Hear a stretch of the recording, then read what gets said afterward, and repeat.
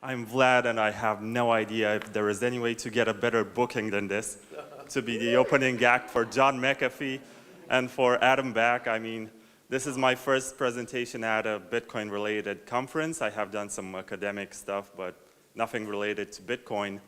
I'm a bit nervous, and I have decided for this presentation to focus on something which zooms out on what we usually focus on, and think about the people around us, like the cameraman who is watching us talk about Bitcoin for 3 days in a row.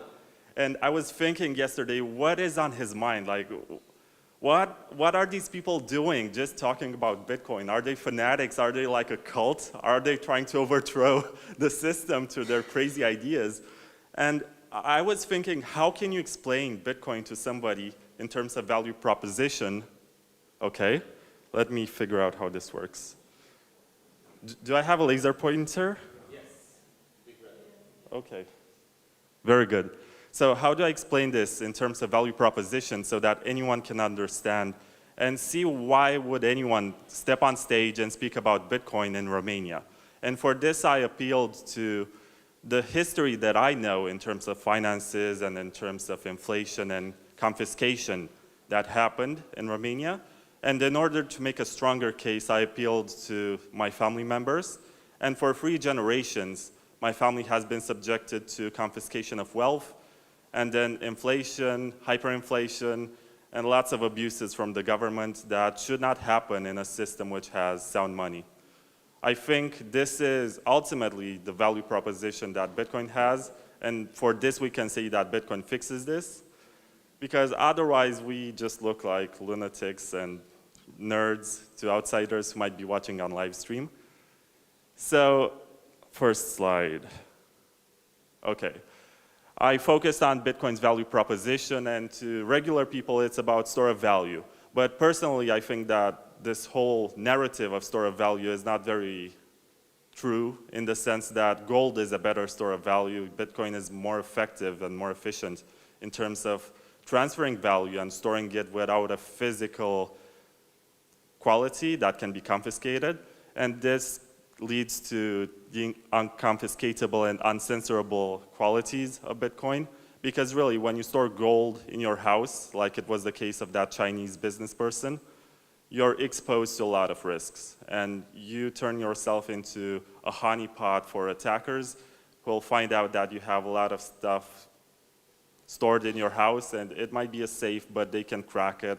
It might be a third party, but they can find their way into it. So whatever is physical can be stolen by malevolent actors, can be inflated by the government if it's in the form of money or other products that the government can produce, and can be taxed by your government. So Bitcoin is effective in this regard just because it has these qualities. And I'll get to the next slide.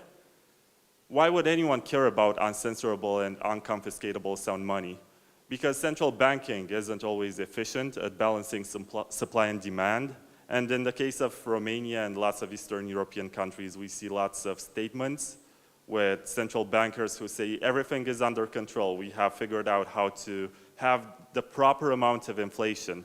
Not too little, not too much, just enough to stimulate the market, to help banks give credits, and all sorts of stuff. What we have seen in 2008 and 2009, that all these predictions and all these plans basically crashed and burned, and we all suffered, and at the end of the day we ended up having debts, individual I mean, because we bailed out the banks, and it will be us who pays for all of this experimental fiat money mumbo jumbo. I don't know how I should call it. It's all uncertain, and nobody has any idea what they're doing, even though they pretend that they are in such a high position and they're governors of the central bank.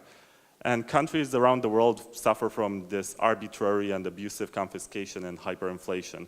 We can see the case of Venezuela right now. Let me think of another example, because that's the most typical in this community. But in Romania, which will be presented, there were many cases of hyperinflation which are quite scandalous because we don't think about it. It was 20 years ago, and we maybe forgot because our lives got steadily better. But I'll get to that slide anyway. So economic rights are also threatened even in the most democratic countries. And this is also one of the value propositions of Bitcoin, because with bank accounts, the bank, when you stop paying your loan, they can just freeze your account, which means even if you have like $10 in your account, you cannot go buy groceries, you cannot withdraw. Your money is frozen there until the moment when you pay your debt, which doesn't work like that with cash. If you have cash in your pocket, you return it when you can actually afford the debt. But until then, you can eat, you can pay your rent, and you can function as a human being until that very point. And I think that with too much power given to the banks, we'll end up to this system where they can just do whatever they want, because governments will just endlessly grant them freedoms and the possibility to take on more data processing, and they will give them more power over the clients, which I don't think is fair and is fine. The checks and balances are gone, and sometimes the bankers are the ones who finance the politicians' campaigns, so they end up just like we have in Romania right now, with a candidate who pretends to be reformist and everything, who says that every spending that is more expensive than 2,000 lei, which means $450, should not be made in cash. And if you want to buy something which is more expensive than $450, then you have to do it with your bank account, with your credit card and stuff like that, so you can be tracked, so they can know what you bought, when you bought it, for which amount. They know how much money you have. I don't think that's fair. I don't think that's fine. And that comes not from the neo-communists who used to rule our country and used to be in government until 2 days ago. This comes from the new party, which pretends to bring new ideas. And I think that banking should be kept in check with something that comes from the outside, which happens to be Bitcoin in this case, because it's the best invention that we have. Does this work?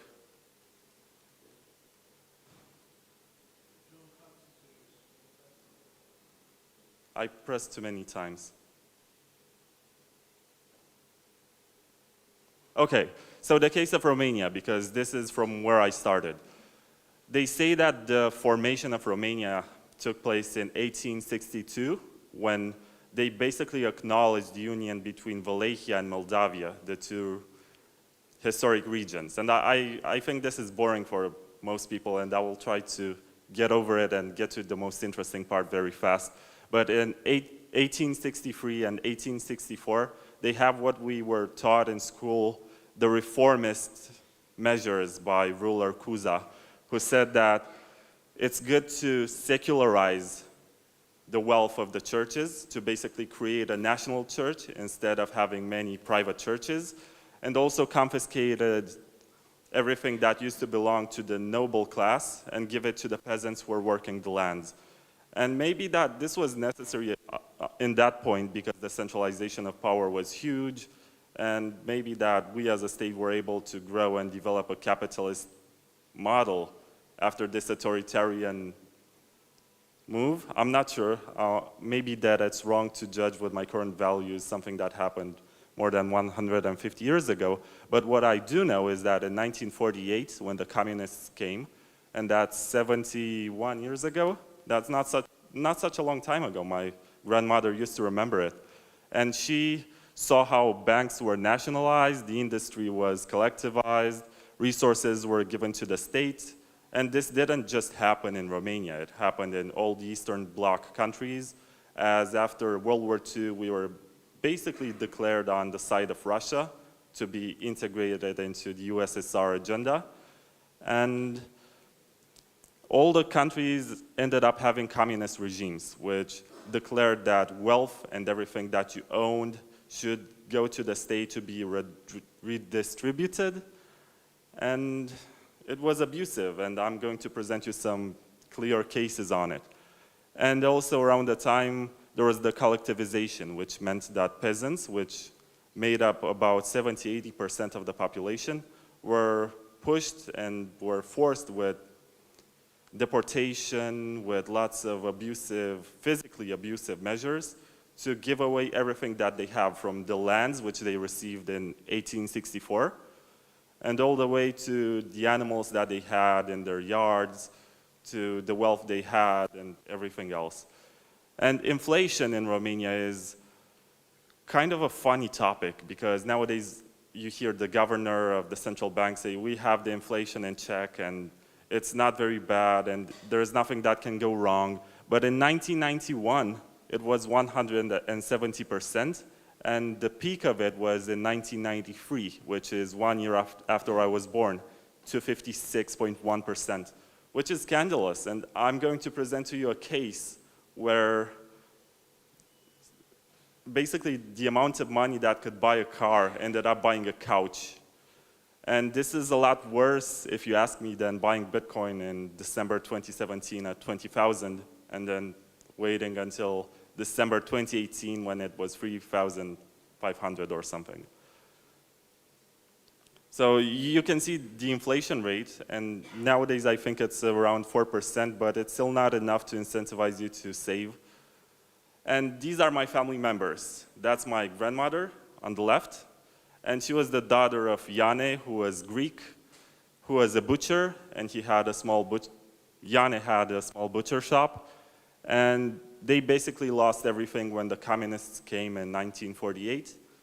They had an extra house, they had this business, and she was declared to be an enemy of the state. And her husband, Flora, who was the son of Stefan, was also the son of a business owner who had a carpentry and glass window business. And he lost everything after confiscation.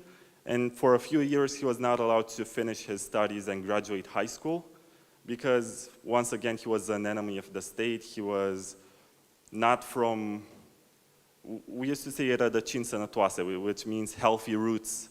They wanted everybody to be from a very peasant and poor class to be promoted in communism, which most of the times it meant uneducated, and it's also the reason why in the first few years they ended up promoting in ministry and high governmental places all sorts of people who did not even know how to read. And they were just given orders and told what to do, and they would just execute. And around the time in the 1940s, 1950s, it was also when the elites, I mean the intellectuals of Romania, had to either flee the country or go to the kind of forced labor camps that we had. And the salt mine that you saw today was the result of decades of political prisoners who were pushed to work. I'm not sure if you know that, but also this and the one from Slănic Prahova are the results of forced labor during the communist era. Maybe not all of them were intellectuals, but if you were committing any type of crime against the regime, they would send you to a camp of forced labor, which was even worse in Russia by comparison, because they would send you to Gulag, and God only knows what happened there, because the crimes of communism, unlike the crimes of fascism and Nazism, were never judged by any international court. So we carry that burden, and we seem to forget too easily that it was only 70 years ago that this happened. And this is my father. He doesn't like to be in pictures, but in 1989, in November, he had the wedding with my mother. And you know that weddings are basically fundraisers where young couples receive amounts of money to start a new life, maybe buy a house, move into a place of their own. And they wanted to buy a car, which was a Dacia, which is a very bad car, but it was the only one that they could get at the time. And even if they had the money, they could not buy it, because the system made you deposit the money and then be on a waiting list. And you had to wait up to 2 years to get your car, which is insane. Nowadays, you just go to the dealership and you even get your car without paying anything, because it's on credit, and you become the slave of the banks for 20 years or something. But around that time, they deposited this money, and the 90s came, the revolution came, and they were caught off guard, and they realized that they were not getting any car. So they tried to get their money back, and by the time they got their money back, the inflation has pretty much destroyed the value of that money, so that they bought the couch on which I slept as a child with the money that they raised during the wedding to buy a car. which is really sad if you think about it. And this is just a personal example, so you empathize a little bit, because I suppose there are millions of people who were a lot worse off. And the 90s were very harsh in Romania, and I guess lots of countries in the Eastern Bloc, because I remember we used to live in an apartment which had 3 rooms, 2 dormitories and 1 living room. But during winter, the central heating, which was affecting all the neighborhoods in the city, was so bad that we had to sleep the entire family of 4 in 1 room so we could heat it properly and not feel cold. And these experiences are not maybe presented to the extent that they deserve. And the government will always say that everything is fine and you should trust their currency and you should not worry that maybe last year euro was 4.5 lei and now it's 4.75, which is a lot by central banking standards. And they will say you that it's okay to get a loan because everything works, and it's not going to happen like in 2008 when a lot of people got a credit from the bank and they ended up not being able to pay it back, or they got the loan in Swiss francs and the amount doubled within a few years. And between 2007 and 2015, Romania had the second highest growth of emigration rate after Syria. And if you think about it, Syrians fled their country because there is a war. There's the Bashar al-Assad government, which works against their own people and drops tear gases, and they try to intimidate the opposition and impose by force. But in the case of Romania, people willingly left the country.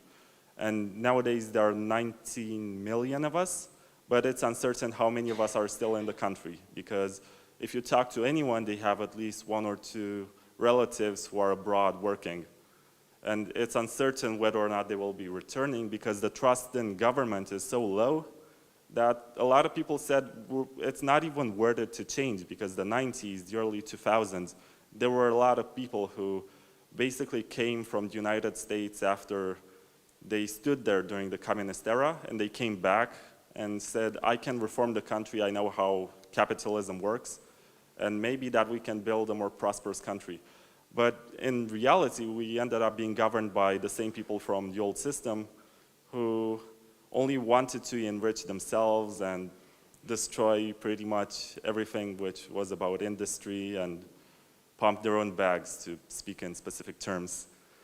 And right now, the inflation rate in Romania is about 4% every year, which is still not enough to incentivize you to save anything, because an average commercial bank gives you about 2% return, interest, and you also have to deal with fees, and pretty much all of our economy right now is based on spending and consumption. And I read somewhere that 40% of the world's capital is being traded on Wall Street, which means that during the next financial crisis, the rest of the world is going to be hit a lot harder than before. And the fact that we don't have any kind of industry and we base our economy specifically on the fact that people spend their money, that's dangerous, because the moment when people will not have money to spend and will want to save, the whole system collapses. And that's why I got into Bitcoin in the first place. It didn't make much sense in 2014 when I heard about it, because I was a student, I didn't have enough money. At the time, there was still the Silk Road stigma. And I just thought to myself, is this for me, really? And the answer was no. But when I started making money for myself, and I got to the point in my life where I had to consider the options, and the only option that you have as a young person in Romania, if you want to buy a house, is not to save, because you're going to lose money, but to get a loan from the bank. But that means that for 30 years, which is pretty much your entire professional life, you're going to pay back. But you don't have any kind of guarantee that you're going to have a job. You don't have any kind of guarantee that you're going to have money to pay it all the time, which brings penalties in itself and subjects you to all sorts of unpleasant situations about which young people don't think. We are all reckless. We think that if we got a well-paying job, then we're going to hold on to it for the rest of our lives and we're going to work it out. But the world economy doesn't really care about our expectations and our wishes. And we also have an increasing debt per capita. And every citizen on average has to pay about $4,000 to the government to become solvent pretty much. But the average monthly salary, no, the minimum wage right now is $400 a month, which really isn't much. And I didn't put the graph in this because I did the presentation last night, but the debt per capita is increasing, and I think since 2010 it has tripled, and there's no trend which shows that it's going down at any point in the future. So if you're Romanian and have been subjected to all of these experiences, then it makes some sense to invest. This is not financial advice, by the way, but to own some Bitcoin and hold it just in case, just if the financial system doesn't serve your interests anymore.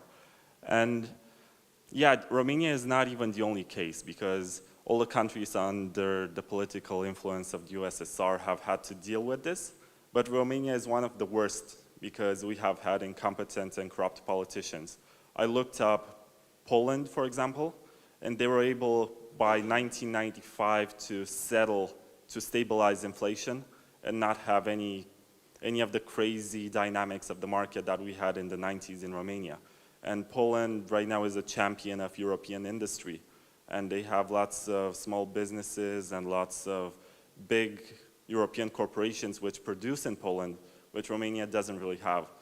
We don't sustain our economy with anything. And I also looked up Bulgaria, which often is the example with which Romania gets compared, because they are our neighbors, and sometimes we like to make fun of them because they're poorer and they have fewer resources and they do worse in metrics. But actually they have a better record with inflation than we have, which should make us all think. It's a smaller country, sure, it's easier to govern, but they have done a better job at economics than we have. And incompetence and corruption are common all across the region. It's just inescapable.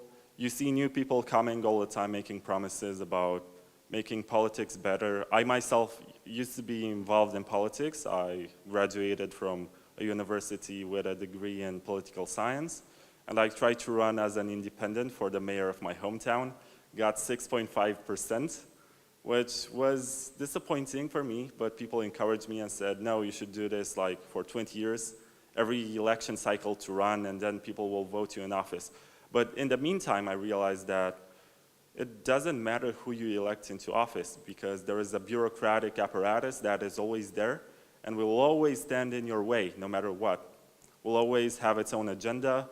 Sometimes there are people who have been corruptively and abusively hired there to represent somebody else's interest. And in here, at least, we have a test when you get the job. We say that if you pass that test, then you're competent and nobody can fire you unless you have some kind of very strong violation of the rules. And most of these people have been hired with a test that has been arranged because they received the answers before. It happens in this country. And they end up basically retiring on that position and representing the same interest. So even if you step into the system and you try to change it from within, you're not going to go very far, because you find these people who have all the interest because they received a lot of money and their jobs depend on it, to stop you and throw mud at you and destroy you and tarnish your reputation, which is how politics works. But now we have Bitcoin as an external form of money, which is non-governmental, is not controlled by or manipulated by any corrupt government. It is manipulated in terms of price action. I can agree with that. There are whales which maybe do pumps and dumps, but that only happens with new inventions in financial markets which have very low liquidity. And as more liquidity gets into the game, it's not going to matter as much if somebody with $10 million decides to suddenly buy. There's not going to be a spike. It's going to be much more stable. We're not going to see as many gains. And that store of value function is going to be so much better than it currently is. And right now, I don't own a lot of Bitcoin because I got in too late, but I see it as a way of hedging against this system, which I dislike. It's my way of protesting against the government without actually being in front of the government palace every day and holding a banner, because I have done that for a while and it doesn't work. They don't care. They find ways to divert you. They find ways to make you doubt your cause. And Bitcoin fixes this. So thank you.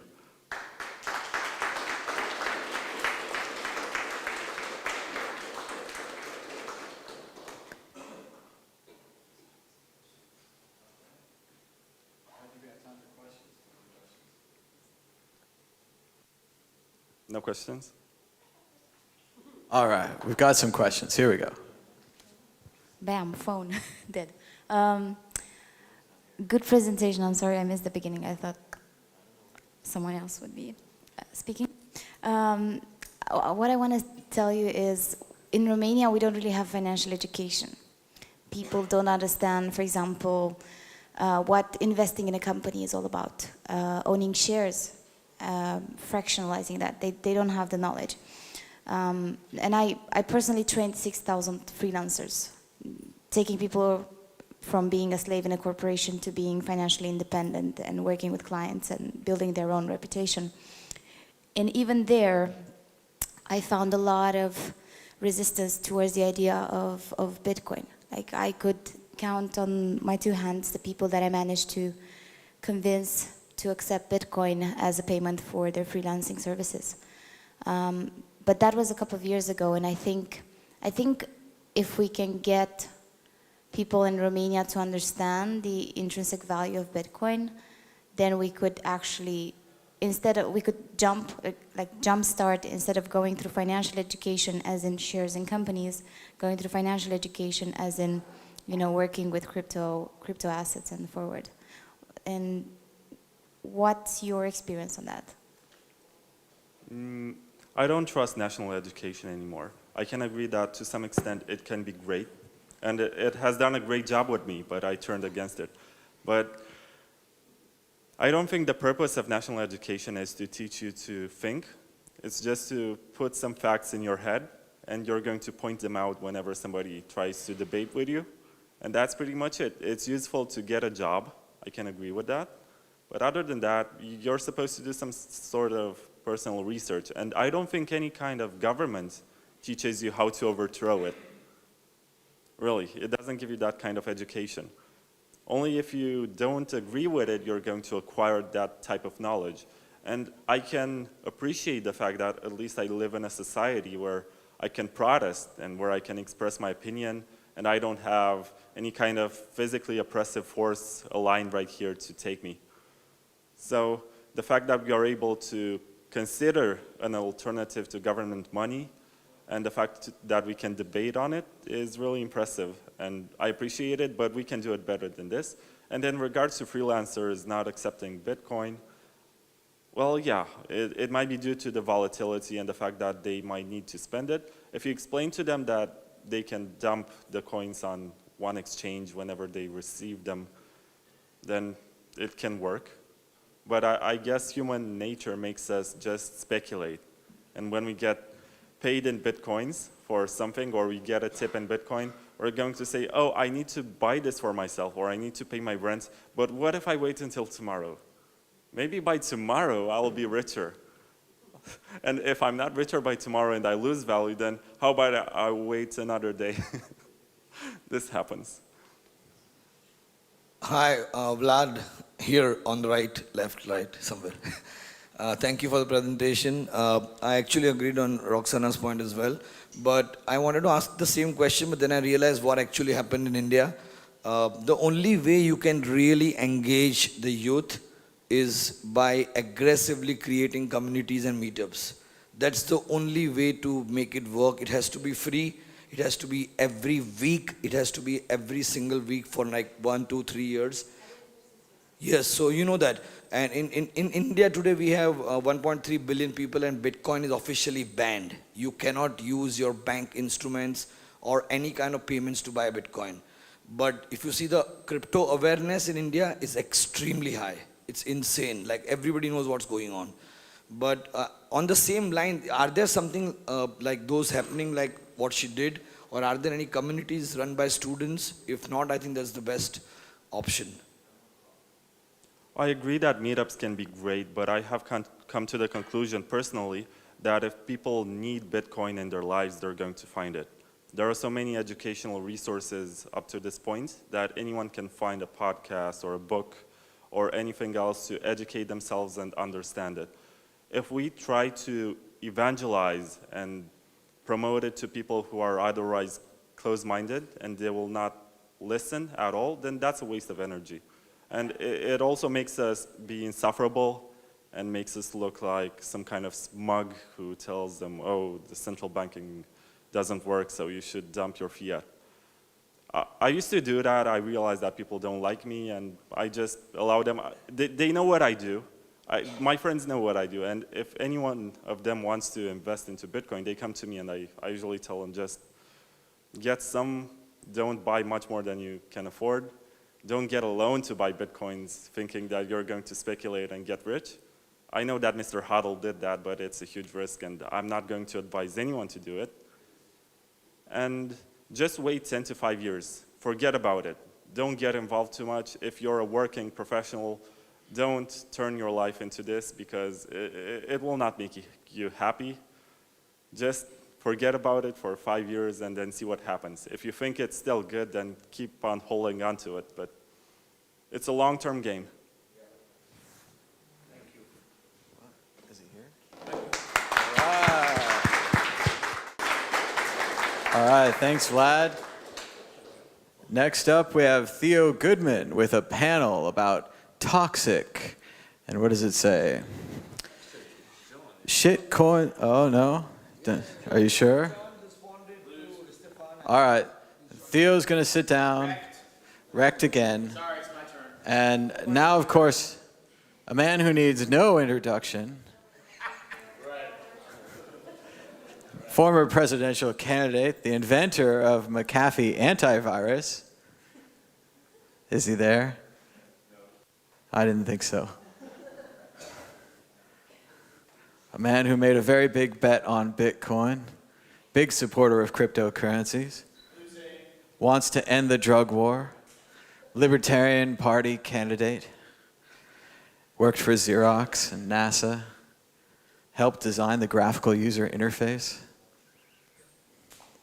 traveled the 7 seas, hunted Moby Dick, fought Captain Ahab, killed Polonius.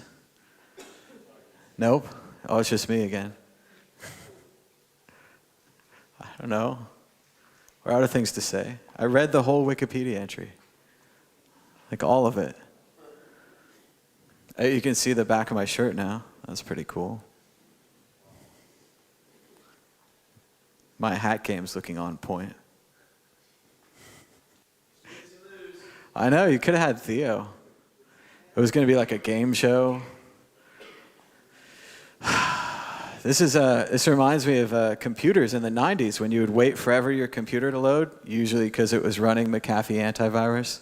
His name sprawled across the screen as I waited and waited and waited. Oh, sick burn. I want my time back. I never had a virus. I just had a virus called Virus Scan. Made everything run slower. I'd go on other people's computers. What you need to do is stop this virus scanner, and now your computer will run good. And they never believed me. They said it was a lie. There was a video that John McAfee once did on YouTube about McAfee antivirus being dead, but I'm not sure it's a good video for mixed company. It's quite inappropriate. But a man who needs no introduction and doesn't need a watch. Actually, I got a great watch in Prague at the airport. It's mechanical. You have to wind it. It's amazing. But still, 3:30, 3:35. I think we were looking for around 3, right? Mike, are you ready? I was born ready. What kind of questions you'll be asking Mr. McAfee today? Mostly personal. Absolutely personal. Start off, are you in a secure location? Yes. No, where exactly are you? Where exactly are you, and what is your private key? I think something like that, yeah. We'll steal your wallet while you talk. That sounds fun. Could you ask him if he has any altcoins, favorites? He used to Yeah. have an altcoin of the day. Those were very popular. Yeah. Profitable, sorry, profitable. No, for him, not for you. Yeah, but he actually did promote XVG heavily in 2016-17 when the market cap of XVG was $75,000 and it went to $1.5 billion market cap and then it crashed again. But a lot of people made serious money in that madness. And it's gone. And it's gone. You put your money in the bank and it's gone. Oh, Theo's working on a pictogram in the back. He's drawn a descending slope. It looks like, is that the price of Ripple? I can't tell from here. Is that the price of Ethereum? Price of Litecoin.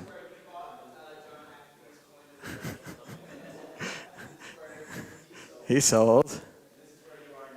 Could we bring up the Isaac Newton chart? There's this great chart of the South Seas stock bubble. It was the first stock bubble they ever had. It was called the South Seas stock bubble. And the chart goes like this. Isaac Newton buys in. It goes up. Isaac Newton sells at a nice profit. He's feeling good. It goes up more. All of Isaac Newton's friends are rich. Shit. It goes up more. Isaac Newton re-enters with all of his money. Then they have this thing where it flips over the top. Ah, here he is. A man who needs no introduction, John McAfee. Thank you, sir. Hi, John. How are you today? Hi, John. Can you see me? This is Mike. We are waiting for you. The audience is pretty excited to ask you some fantastic questions and learn from you. But are we audible? Can you hear us? John, can you hear us?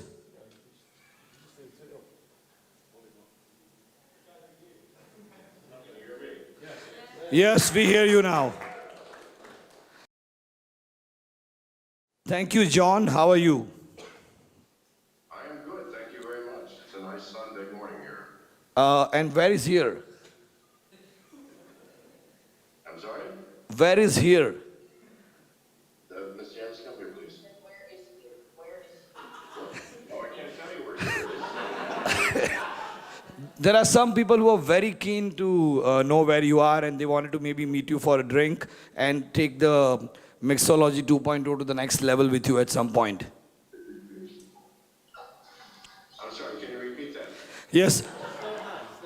John, so there are many excited young people in Cluj, Napoca, in Romania right now who are all excited. I'm going to put my earphones on so I can hear you better.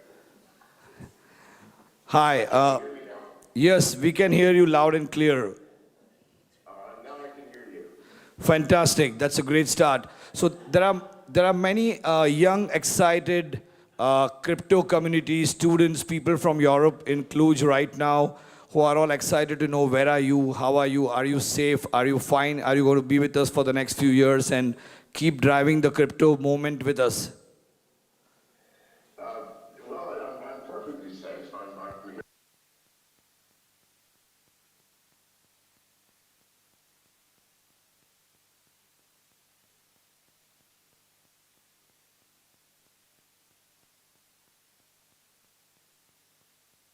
friends, and I'm doing what I've always done. I'm running for president. I'm promoting crypto. I'm trying to wake the world up to the looming nightmare that's coming if we don't do the right thing with crypto, which is take it for ourselves instead of the governments and regulators of the world taking it for themselves. Thank you, John. John, one quick question. Where are we with regards to the financial situation compared to 2008? And what are your views on the same? And what do you think about it? Well, let's talk about the financial situation. Let's start with the fact that we are controlled by government fiat currencies. I mean, if you're living in America or England or Europe, without the euro or the British pound or the US dollar, you can't buy food, pay your rent. You can't send your children to school. You can't get medical care. You cannot live without the currency that is established and controlled by your governments. And those governments can do whatever they choose. They can increase the supply, decrease the supply, inflate the money. They can monitor how you spend it through the world banks, where you get your money, where it's going to. So you are controlled. Without financial freedom, you are controlled by the fiat currency of the government and the nation within which you live.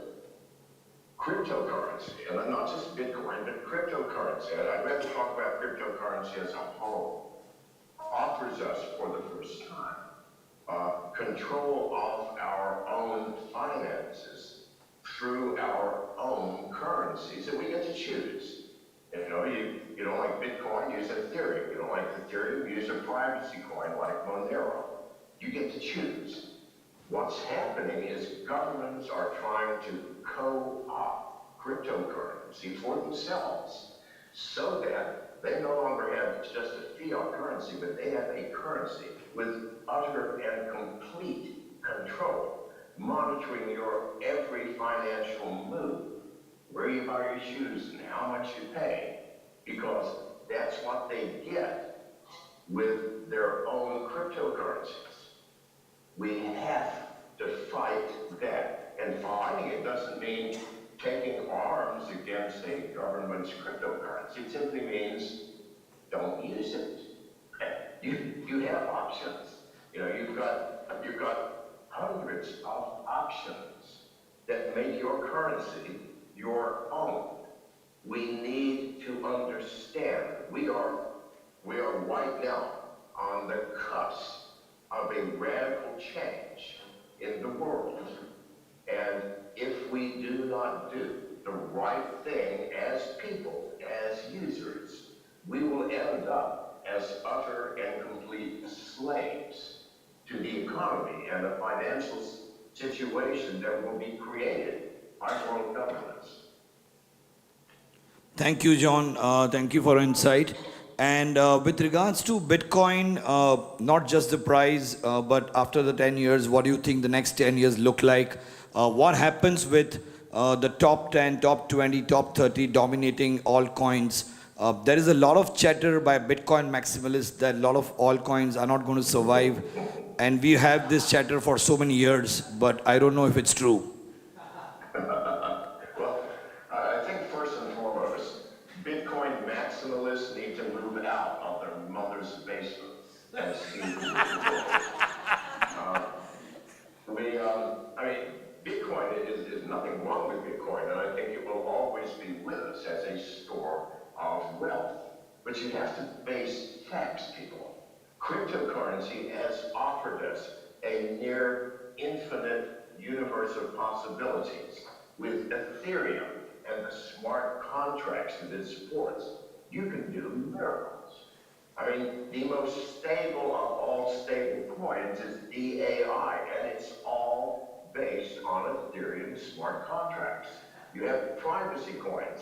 Now, many of you may not realize that if you transfer a fraction of a Bitcoin to someone else, that person has your wallet address and can forever look into your wallet using an Ether scan and other facilities to see how much you have, what comes in, what goes out, and to whom.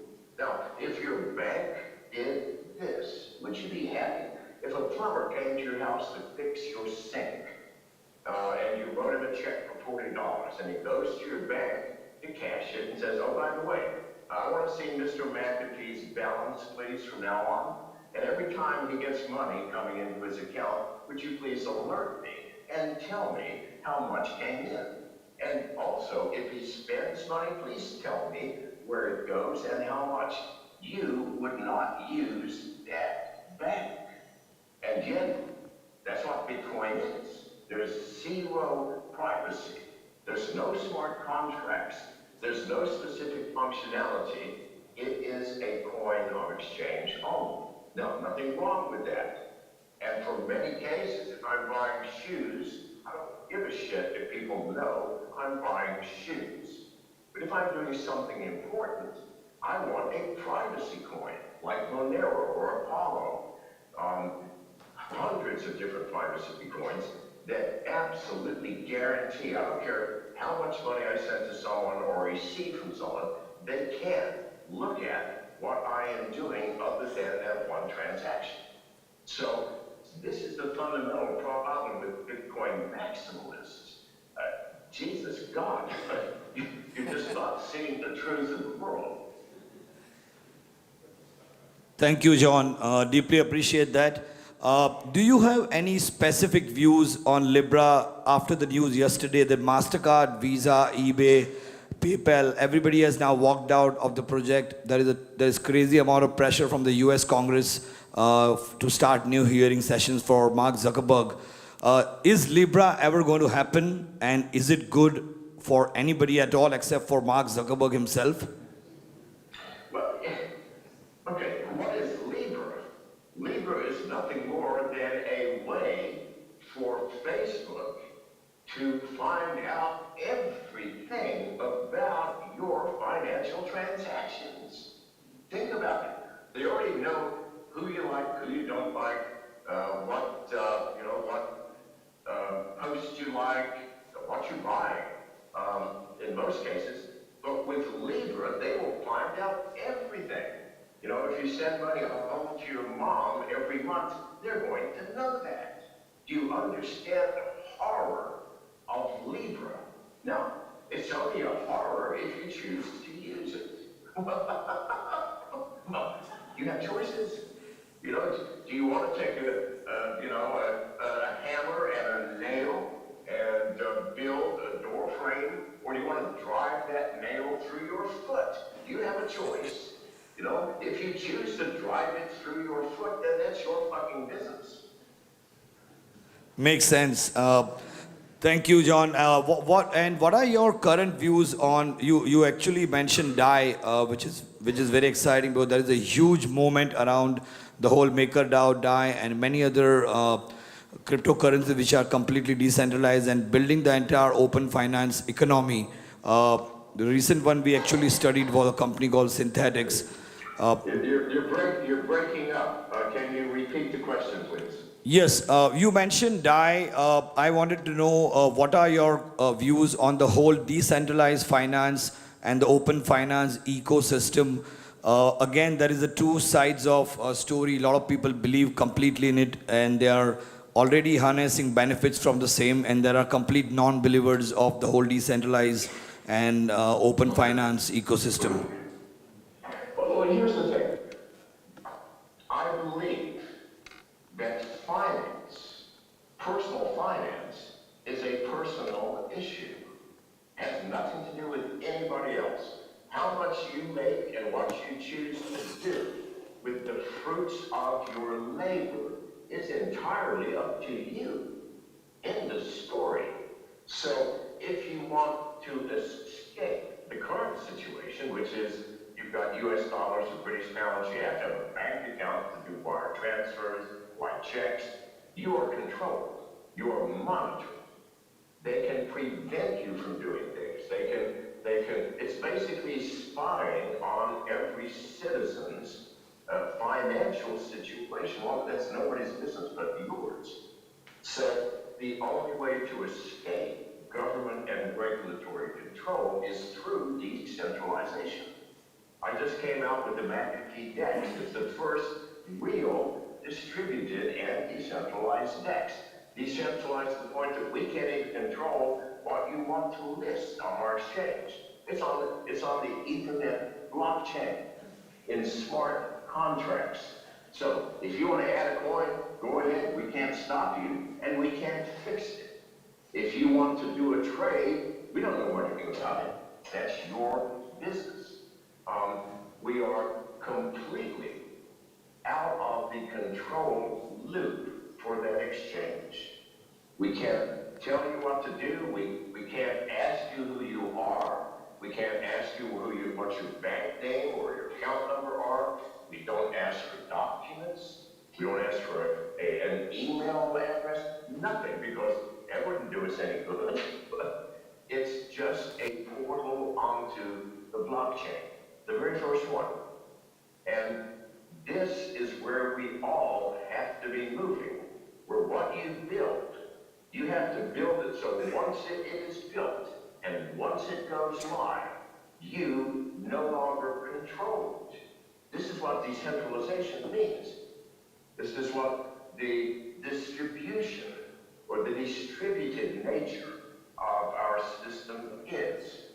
Decentralized, no control. Distributed can't ever be shut down. So I do not understand how anyone could ever be against decentralization. It makes no sense to me. Thank you, John. Thank you, John. I have a lot of questions for Twitter, but I think we can only ask one from the Twitter audience. And second is just extension of your answer about McAfee DEX. Is it already open for people to use, or there is still time for that?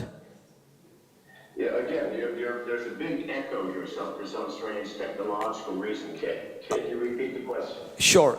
It's the extension of what you said about McAfee DEX. Can people already use it, or is there a date set up for the same? Can you use it? I'm sorry. Can everybody already use the McAfee DEX? Is it already operational, or is there a launch date set for the same? Yeah, well, first of all, it's open to everyone. I don't care where you live. I don't care if you're on the moon and you happen to have an internet connection. You can use the exchange. Again, there are no limits. There are no rules. It is simply open to all, without any limitations whatsoever. And this is the whole nature of decentralization. It should be open to all. If in fact you believe that your finances are your concern and no one else's, then McAfee DEX is where you want to exchange. Currently, we only support Ethernet and ERC20 tokens, but it's because it's our beta release. Our next release, the production release, will include Binance, EOS, Neo, and a wide variety of other chains. So, we're working very hard to make this an extremely usable exchange. Thank you, John. With regards to a lot of people from Twitter want to know, and we have two questions. They're all related to Bitcoin. Is the Q4 of 2019 this year going to be as exciting as 2017? Will Bitcoin cross its all-time high? What do you think? 2019 is a very short term. I have no clue what's going to happen in the next 3 months. By the end of 2020, it is going to be multiple hundreds of thousands, and I predict $1 million. Why? 2020 is going to be the year of crypto, I promise you. We have reached what's called, I call it critical mass. Enough people throughout the world and in enough countries and through enough different classes of society and different ages are now using cryptocurrency, that this critical mass is going to explode. I predicted it and I still believe it. In early 2020, you're going to see some astonishing things happening. Now, the price of Bitcoin now, it goes up, it goes down, it was hanging around 10, it's hanging around 8. Who cares? Who cares? This is when IBM, the first computer company in America, went into business. Its stock skyrocketed and then collapsed to next to nothing. If you had bought $1 worth of IBM in the 50s, you would be a billionaire today. So, please God, we're in the same dynamic with cryptocurrency. You need to relax and have patience and observe what's happening. Thank you, John. Deeply appreciated. I have more than 35 people asking on Twitter right now. Do you have any recommendation for any cryptocurrencies besides Bitcoin that you personally believe in because of the tech which offers or the features it offers? Here's the problem. Every time I make a recommendation, people go out and buy it and then immediately sell it thinking they're going to an instantaneous profit. I used to do the coin of the day. It was astonishing. I did the coin of the day and coins would increase by 500% in an hour. But then it would collapse back because everybody's trying to make a quick profit. I was trying to recommend coins that had a long-term potential. And I kept telling people, this is a long-term thing. I would recommend it, and then it would skyrocket, and then people would sell it off. It was nonsense. So I just don't do that anymore. I mean, let me give you something. Okay, if you want advice on this, why don't you look at the world around you in the non-crypto world and look at the most successful companies from a financial standpoint. What are they? Well, medical companies, the drug companies rule the world. Doctors retire at the age of 28. I mean, good God, there's so much money happening. Well, there are medical tokens. I mean, Docademic is certainly one. I mean, it's .com. How much more medical can you get? And then you've got privacy tokens. What I just explained about Bitcoin and Ethereum and others, where once you've done a transaction, they can monitor your finances forever. Those who don't want that, you have to use the privacy coin. Monero is the most popular. Apollo is the newest. I mean, use your own hands. I mean, look around you at what works in the non-crypto world and extrapolate. Thank you, John. I think I'm sure everybody knows Monero, but Apollo is going to go through the roof after this Q&A with you at some point. With regards to Bitcoin, countries like India and China are really going crazy with not allowing their citizens to use any of their financial instrument to buy any cryptocurrency. And India, has more than 600 million people under the age of 25 who cannot access or officially buy Bitcoin or any of the cryptocurrencies for more than 18 months now. What do you think is going to happen? Is this going to change, or people will have to use illegal ways to acquire crypto and use DEX and not declare to their government or buy it in cash? It's a big problem for younger population in these countries, what they are facing for more than 2 years now. When governments crack down and say you can't do something, let's give an example. In America, in 1920, they passed a law saying people could not drink alcohol. Well, that lasted for 13 years, during which time nobody stopped drinking, and the number of drinkers doubled. You cannot possibly legislate what a person chooses to do in the privacy of their own home. And people, go outside to do your Bitcoin. Everything's at home. It can't be legislated. All they needed was things like the McAfee DEX and others that are coming that give a truly decentralized distributed exchange where no information is kept. Governments can't come to me and say, I want a list of your customers, because I don't fucking know. How would I know? It's a distributed exchange. It's decentralized. So, given that, if you're in China or if you're in India, where they're also cracking down tremendously, then who cares? Do you have an internet connection? Here's a website, log on, and do your thing. Nobody can find out unless they're monitoring everybody's activities everywhere. And that can't be done. You don't have enough police to break into homes to see what you're doing with your private life.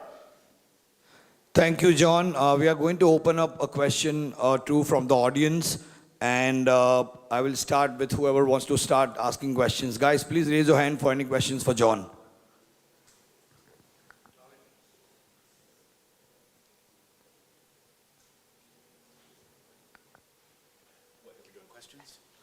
What's your favorite kind of gun? That's Theo Goodman. He's as crazy as one can be, but that's a very intelligent question. Did I hear that right? What's my favorite gun? Yes, sir. Well, for what? I mean, if someone's busting through my bedroom door, I want a sawed-off shotgun next to my bed. I don't have to aim. All I have to do is remember in what general direction the door is. Indeed. If I'm on the run and I'm being chased by an army, I don't want a gun at all. Just get me the hell out of town. If I'm trying to shoot something a mile away, then I need a sniper rifle of some kind. I mean, it depends on tell me the situation. What's under your, If someone's trying to mug me on a dark alley at some night on the street, give me a sidearm. You know, I would prefer a Glock 17. You know, so I can waste 20 or 30 people before anybody can get to me. So it depends. You have a specific situation. Okay, thanks. Give us some insight into your daily life. So what's under your pillow? I'm sorry? What's your weapon of choice to have under your pillow? Okay, can you repeat the question, sir, for me? What gun or weapon do you have under your pillow, sir? All right, we have a terrible echo. We have a terrible echo here. You repeat it. Somebody else has it. Yes, I think, John, there is a gentleman by the name of Theo Goodman. He is asking a question, what is the best weapon of choice one should keep under the pillow? He wants some inspiration and learning. Okay, if it's gonna be under the pillow, you can't fit a shotgun there, or an AR-15 or an AK-47. It's gonna have to be a handgun. You know, it's very dangerous to sleep with a gun. I mean, I sleep with a gun in my hand. You can ask my wife. But I've taught myself over the years not to pull the trigger by accident while I'm sleeping and dreaming. That's a tricky thing. You know, if you sleep with a pistol under the pillow, please God, keep the safety on unless you're highly, highly trained. But it's got to be a pistol. And I would go with a semi-automatic. Glocks are good. Smith & Wesson, semi-auto, 9mm. 9mm is a very good round. At close range, it'll stop anybody coming in. And it's lightweight. But, you know, if you roll around at night and you sleep fitfully, and you sleep with your arm halfway under the pillow, for God's sake, keep the safety on. You'll lose an ear otherwise. Thank you, John. Deeply appreciate that. Our deepest gratitude to you and Mrs. McAfee for making this happen. We have one gentleman who has a quick question, and I think we'll close after that. Can we get him a mic? Just a second, John. Hi, John. I was watching Chernobyl the other day about the nuclear accident in the Ukraine, and it was interesting to me was that it was so bad it sort of was a catalyst for the collapse of the Soviet Union. Do you think that the collapse of fiat currency will do the same in the West for the trust in the nation state? Well, the only thing I heard was Ukraine. I don't know where the echo is coming from. Here, that's it. Hi. I was watching Chernobyl the other day, the TV series about the nuclear accident in Ukraine, and how that was a Hang on a second. Here, listen to this. Can you repeat the question? Sorry. Can you repeat the question? Yeah, sure. I was watching Chernobyl, the TV series, the other day, and how that nuclear accident was a catalyst for the collapse of the Soviet Union and communism. And I was just wondering, do you think that the collapse of fiat government currency is going to have the same effect in the West in people's trust of the nation state? Do you think that the crystal has the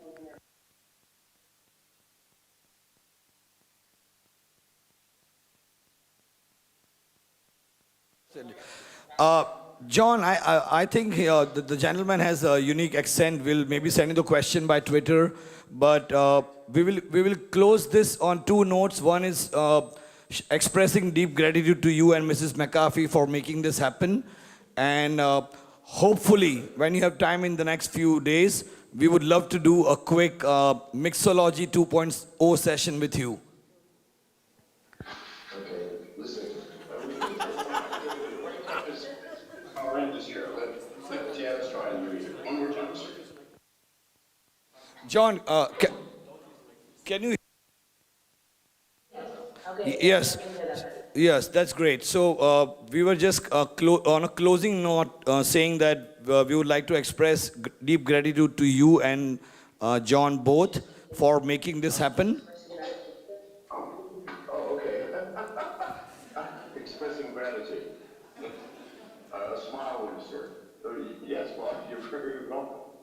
So thank you for making this happen. And if possible, in the next few days or week, we'll message you for a Mixology 2.0 tip from you. All right. Thank you so much for having me on. I've enjoyed it. Thank you, John. Thank you, Mrs. McAfee.